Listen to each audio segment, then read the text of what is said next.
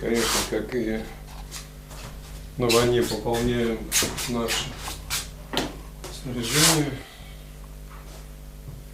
Важно, когда вы идете на этюд, по возможности основные ходовые краски должны быть у вас в наличии. Иначе просто какой-то цвет, он просто не вытянется.